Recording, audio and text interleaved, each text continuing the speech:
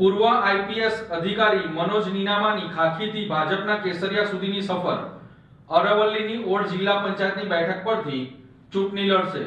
રાજ્યના રાજકારણમાં અત્યારે સૌથી ચર્ચિત નામ છે મનોજ નીનામા। પોલીસ વિભાગમાં લાંબો સમય સેવા આપ્યા બાદ હવે તેઓ રાજકારણના મેદાનમાં ઉતરી રહ્યા છે। ભાજપે તેમને અરવલ્લી જિલ્લા પંચાયતની ઓડ બેઠક પરથી ટિકિટ આપીને સૌને ચોંકાવી દીધા છે। 2006ના બેચના આઈપીએસ અધિકારી મનોજ નીનામાએ તાજેતરમાં જ પોલીસ સેવામાંથી સ્વૈચ્છિક નિવૃત્તિ લીધી હતી।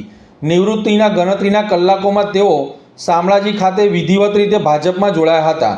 ભાજપે અરવલ્લી જિલ્લા પંચાયતની ઓડ બેઠક પરથી મનોજ નીનામાને પોતાના ઉમેદવાર જાહેર કર્યા છે।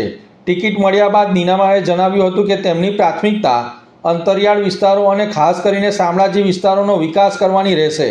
તેઓ આદિવાસી સમાજના શિક્ષણ, રોજગાર અને પાયાની સુવિધાઓ પર ધ્યાન કેન્દ્રિત કરવા માંગે છે। પોલીસ અધિકારી તરીકે તેમણે આસારામ કેસની તપાસ અને જેલ સુધારણા જેવા મહત્વના કાર્યો કર્યા છે।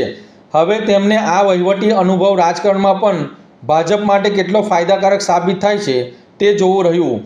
ખાખી વર્દી ઉતારીને કેસરીયો ખેસ ધારણ કરનાર મનોજ નીનામા માટે આ ચૂંટણી એક નવો પડકાર છે।